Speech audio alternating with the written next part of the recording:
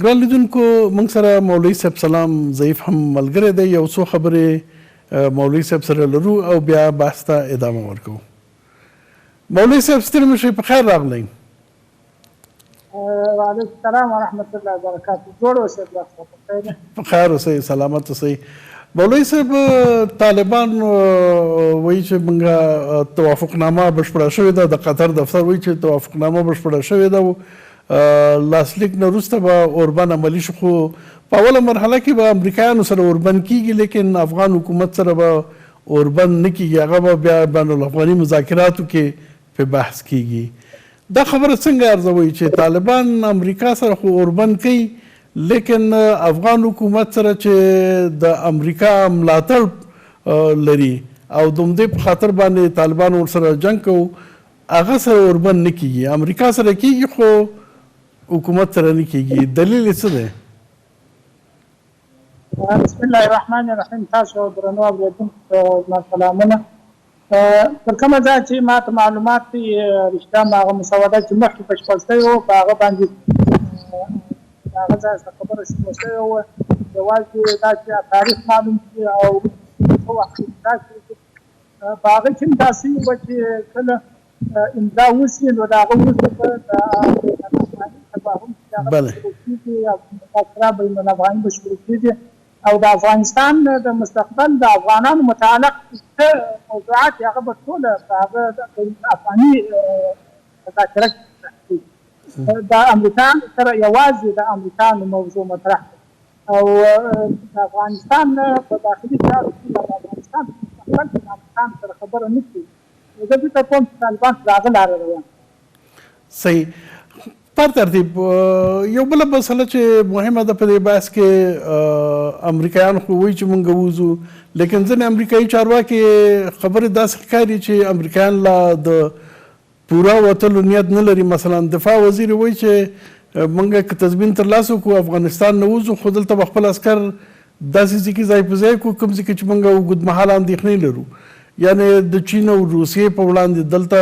ځینې خلک شک کوي چې په ترتیب دوی په یو شکل پاتې کېدل غواړي نو امریکایان طالبان نه خو تضمین غواړي چې جګړه به ادامه نه پیدا کوي یا د غرب په وړاندې به ګواښ نه پیښیږي امریکا نه به دا تضمین څنګه ترلاسه کیږي چې هغه به په یو ترتیب دلته د پاتې کېدلو لپاره کوشش نه کوي او یا به د نورو ډلو چې جګړه پر مخ وړي ملاتړ نه کوي تر کومه ځای چې ما ته معلومات دي چې کله دغه مسوده امضا کېږي نو د دغه مسودې د امضا په وخت کې به هم د شورای امنیت او هم د ځینې د قوي هېوادونو ماځان وجود ولري او دغه مسوده به تقریبا یو شکل باندې کېږي هم په نړیواله کچه باندې او هم په ځینې کچه باندې بازار کېږي سره د دې چې امریکا خو قوت وي خو فکر کوم که بیا وروسته تر هغه اقدام کړي یا په مسوده باندې نه درېږي نو ملامتي به په امریکا باندې طالبان کوي زه فکر کوم طالبان غواړي چې دا مسله ورسره حل کړي او په نهایت کې افغانستان یو خپلواک هېواد غواړي او امریکا په افغانستان کې نه غواړي دا چې امریکا چیرې پاتې کېږي په کومې سیمې کې ده او څه اهداف لري په سیمې کې هغه بیا د امریکا کار د طالبان په اختیار کې یو بله مسله چې په دغه توافق کې خو بین الافغاني خبرې شروع کیږي د بندیانو مسله او د اوربند مسله به په هغې خبرو کې مطرح کیږي بین الافغاني خبرې به د چا او چا ترمنځ کیږي آیا د طالبانو او افغان حکومت ترمنځ به مستقیمې خبرې کیږي او که نه ځکه که افغان حکومت پکې نه وي نو دغه د بندیانو د ازادېدو خبره چې ده او دا به بیا نو چا سره خبره کیږي او دا به څنګه کیږي بیا تاسو څنګه معلومات دي چې کله امریکا او طالبان مسوده لاسلیک کړي د بندیانو موضوع د مطرح ده د افغاني خبرو تر مخه د بندیانو موضوع مطرح کیږي اما افغاني خبرو ته چې کله طالبان دي د افغاني خبرو په توافق کې دا وشي او ملي سیل د جوړي د افغانستان هغه خلک سیاسي خلک دي په سیاسي کې او افغاني خلک طالبان سره جنګ کوي او وطني خلک چې د طالبان سره مشکل لري دا به یو متخصص طرف جوړېږي او د یو ملي حج په ځان سره خبره مطرح کړي او خبره حکومت ته دغه یا دغه یو پخواني موافقه ده چې طالبانو په هغه روان دي خو دا چې اوس دغه لیست یا دغه ګروپ جوړ شوی دي څنګه دي جوړ شوي دي د طالبانو کار نه دی خو په توافق کې به دا کېږي چې کله توافق وشي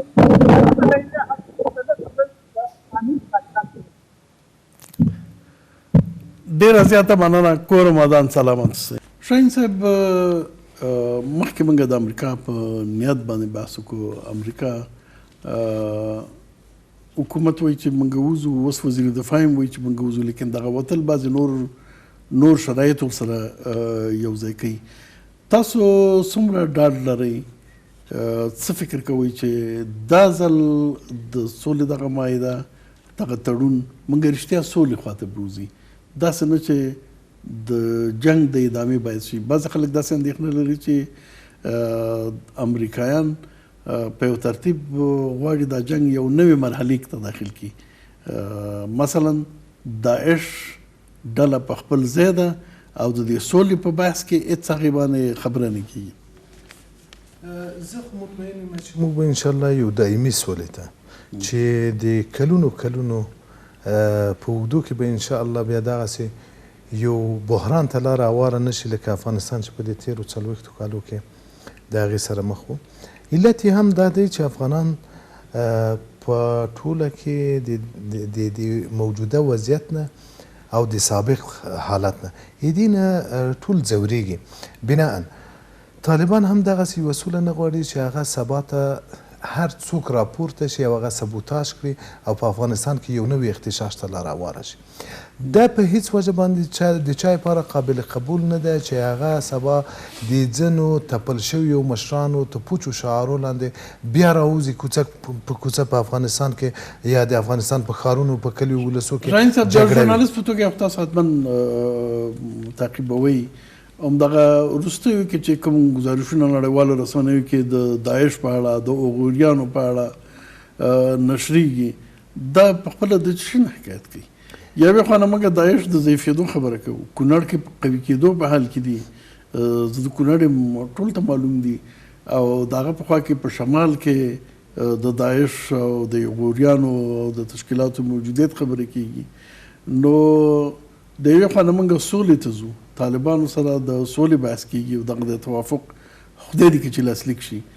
د بلې خوا نه د یو بلې جنګي ډلې دپاره تبلیغات کېږي هغسې یوه ډله چې هغه د افغانستان آینده امنیت ته ګواښ وي په هغې باندې توافق دی چې داسې ډلې به په افغانستان کې ځایګاه ونه لري که چېرته د داعش بحث وي داعش یوه پروژه وه او البغدادي چې کله وژل کېږي او د هغې بیا ځایناستی هغه هم وژل کېږي معنی دا چې امریکا په دغه خپله پروژه مخ په ختمېدو ده دغه پروژه مخ په ختمېدو ده بناء دا هم یو د هغې غوښتنو نه و چې هغه طالبان د مذاکراتو په میز باندې مطرح کړي و د امریکایي جهاد سره چې یا خو یې تاسې در ټول کوئ او یا یې موږ مخ ورسره خلاصه کوئ همدا وجه وه چې تاسو د خلیزات په آخرو اظهاراتو کې به تاسو ته لیدلي وي چې هغه د طالبانو ډېر قوي رول و د داعش په محوه کولو کې او بس خبره حل شوه خلیلزاد یو اعتراف وکړو چې د داعش په منځتلو کې طالبانو رول درلوده او زموږ لیکن په کونړ کې برعکس دی خبرې دا خبره مخکې ما دلته تکرار کړې ده په کونړ کې اوس نوي داعشیان راغلي دي داسې داعشیان راغلي دي چې خلک په خبرو باندې نه پوهېږي په نوې ژبو خبره کوي لباس یې بیخي بیل دی نورګل ولسوالۍ کې خلکو منځ کې دا خبره وه چې داسې داعشیان راغلي چې ښځې پتلونونه اغوندي نو دا خو بل حکایت کوي دا نو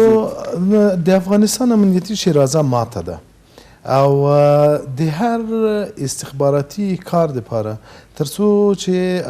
افغانان د خپل واک چښتن نه وي، په خپل قلمرو باندې حاکم نه اوسي او دغه قلمرو د بل چا په لاس کې وي، د اشغال تر لاس لاندې وي. په هغې کې دغه شیرازه ماته د څوک د دا ګیله نه کوي چې غوریان ولې په هغه کې په افغانستان کې دي، یا مثلا د تاجکستان اسلامي نهضت ولې په افغانستان کې دی، یا مثلا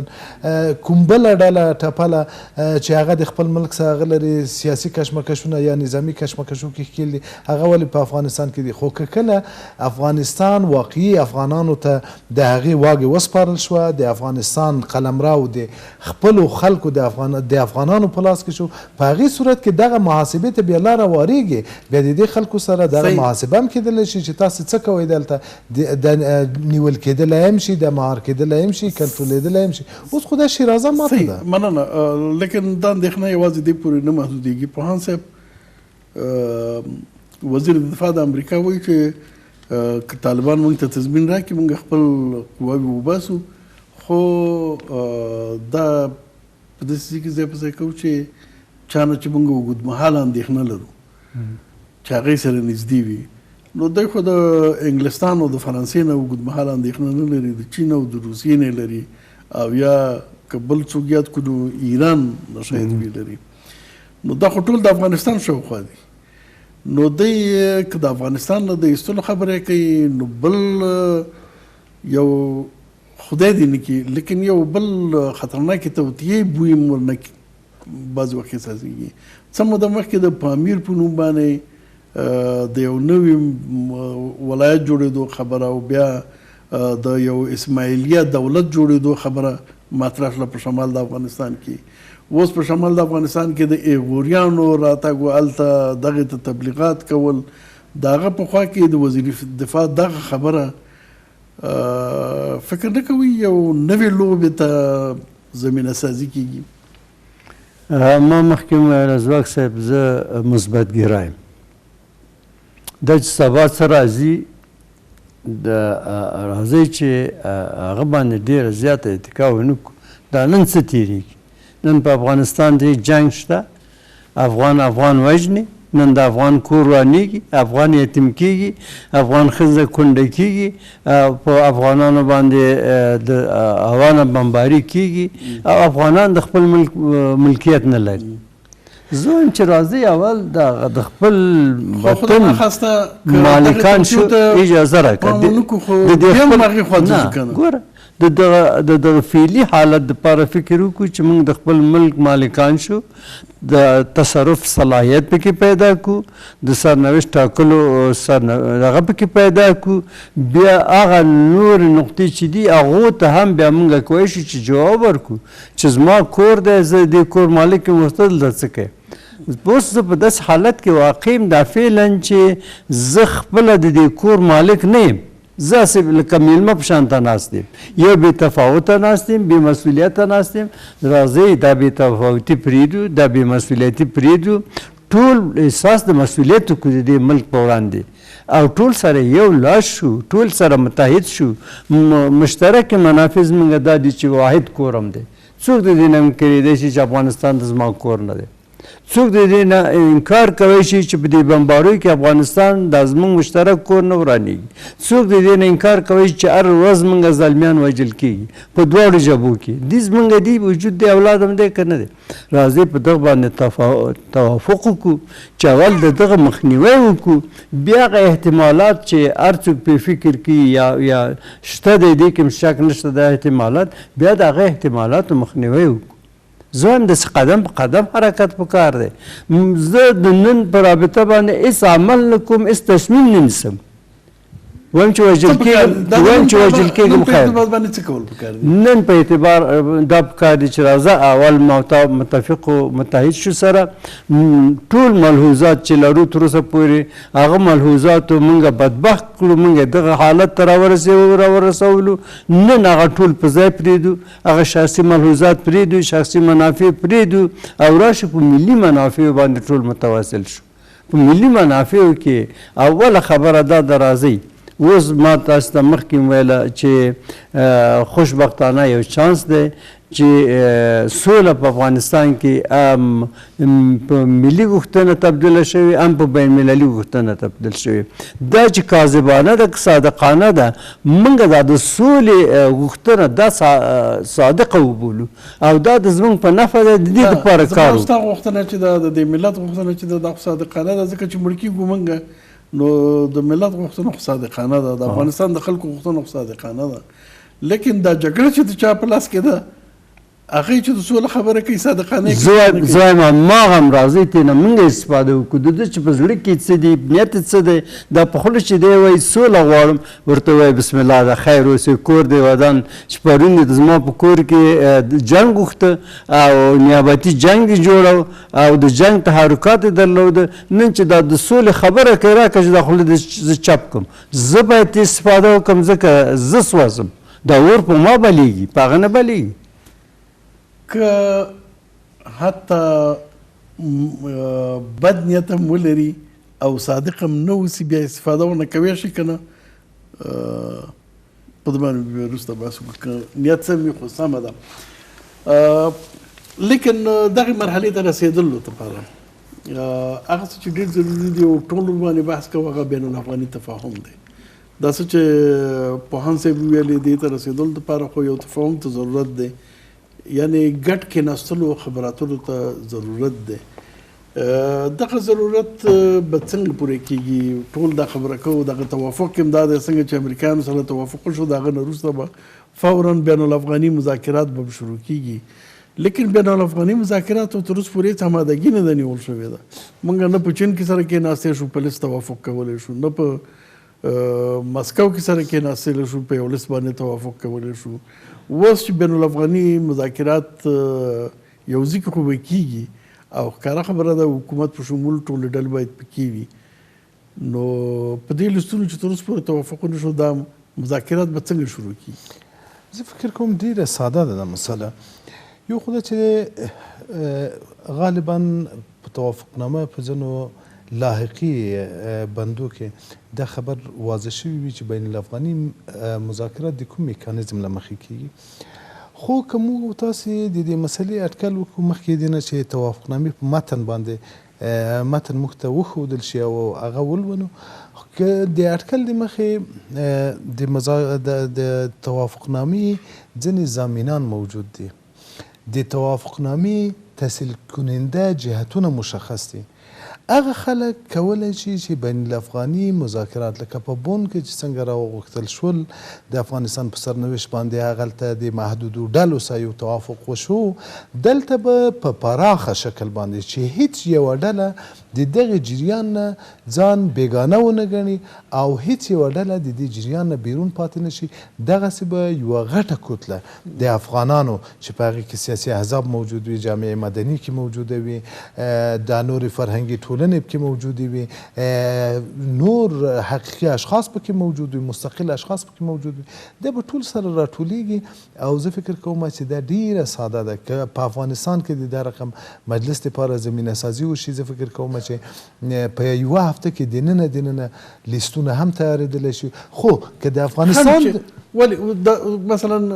چین کې دا کار ولې ونه شو چین غونډه جوړه نه شوله مسکو غونډه ځکه چې د افغانستان د حکومت په لاس کې وه هغه هېڅ کار هم نشي کولی حکومت به د یو جز حکومت به خپله راغوښتل کېږي نه ده چې ابتکار د عمل به د حکومت په لاس کې وي که چېرته ابتکار د عمل د افغانستان د حکومت په لاس کې شو نو د چین غوندې یو لیست هم نشي آماده کولی یا به قطر ته چې کوم لیست آماده کړی و ورای ور روانه کړی لهذا دا ابتکار باید بل څوک وکړي دا ابتکار باید بل څوک وکړي په دې د افغانستان په حکومت کې هغه ظرفیت نشته دی چې د هغې ظرفیت په اساس باندې د بین الافغاني مذاکرات حتی مدیریت کړی شي کیدای شي د توافقنامې په لاحقیه کې په دې اړه باندې بحث شوی وي او د هغې بحث په نتیجه کې موږ یو مشخص میکانیزم ولرو د هغې میکانیزم په اساس باندې بین الافغاني مذاکرات راوغوښتل شي او د بین الافغاني مذاکراتو نتیجه هغسې اوسي چې هغه د ټولو افغانانو غوښتنه ده هیڅ ډله هیڅ تنظیم حزب هغه باید پاتې نشي که چېرته پاتې شي دا تقریبا هغه تجربه تکراریږي لکه طالبان چې په 90مه لسیزه کې په ټول افغانستان باندې حاکم و په جز د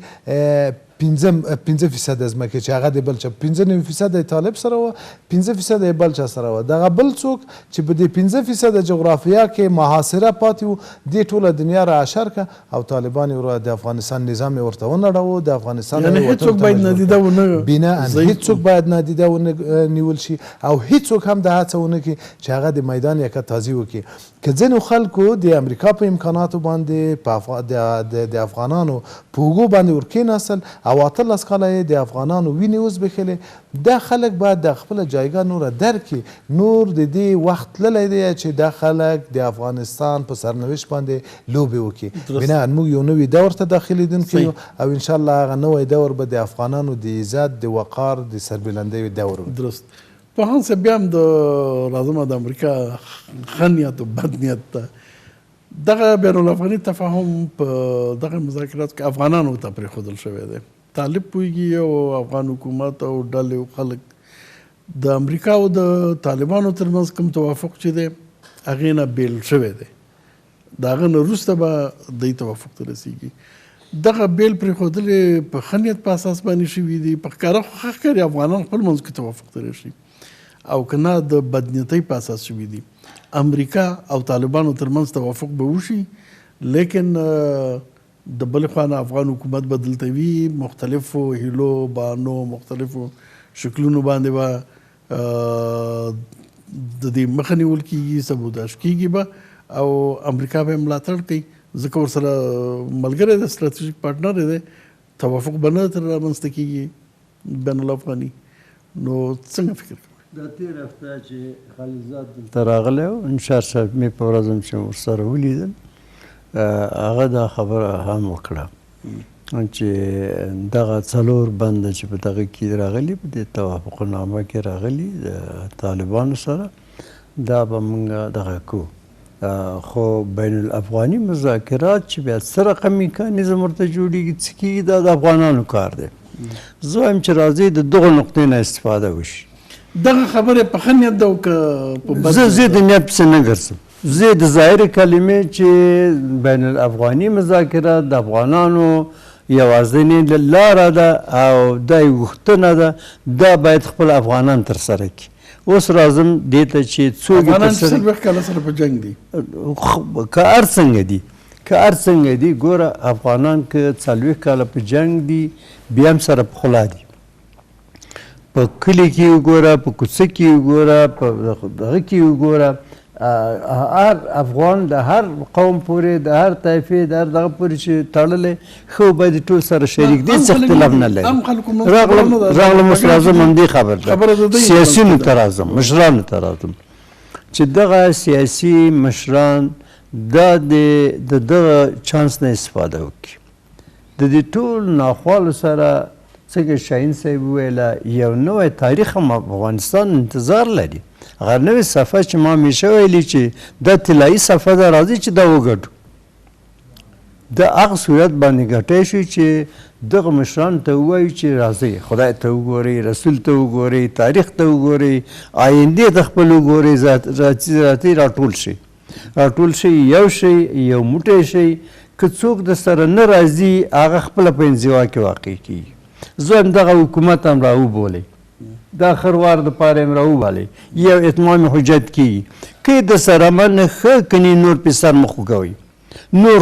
خپل تصمیم ونیسئ ملي تصمیم ونیسئ ملي اجماع جوړوئ تاسو تصمیم ونیسئ څنګه حکومت په خپل ځای پرېږدئ خو خلک باید تصمیم ونیسي اوس چې حکومت تصمیم نه نیسي خو بارها دا ولیدل شو چې متاسفانه منفي تصمیم ونیوه چې بیا هم دی منفي تصمیم نیسي دی خو نه وژل کېږي خو زه وژل کېږم زه د خپل ژوند دپاره دا حق لرم چې تصمیم ونیسم که نه زه یو انسان یم زه حق لرم چې ژوندی پاتې شم که نه. یا په بل عبارت هغه عمل چې د سبوتاژ دی هغه لرې کوي او تاسو تصمیم ونیسئ. هر خبره چې ونیسي بالاخره دې ته راځي چې بل د زما په سرنوشت تصمیم نیسي، خو زه یو انسان یم، حق لرم چې خپل تصمیم ونیسم که نه. که ده نیولی و خو ډېر به ښه و، که پرون یې نیولی و ښه چانس ورته، که نن هم دا تصمیم ملي تصمیم ونیسي د ولس سره یو ځای شي دا ښه چانس دی ورته، خو سبا ورته ډېره ناوخته ده. که سبا هم دی نه نیسي بیا باید معتاده تصمیم ونیسو. صحیح، ډېره زیاته مننه. کور مدام سلامت. ګران لیدونکو تاسو نه هم مننه تر اوسه پورې موږ سره وئ. راتلونکي بحث پورې په خدای سپارو. الله مو مل.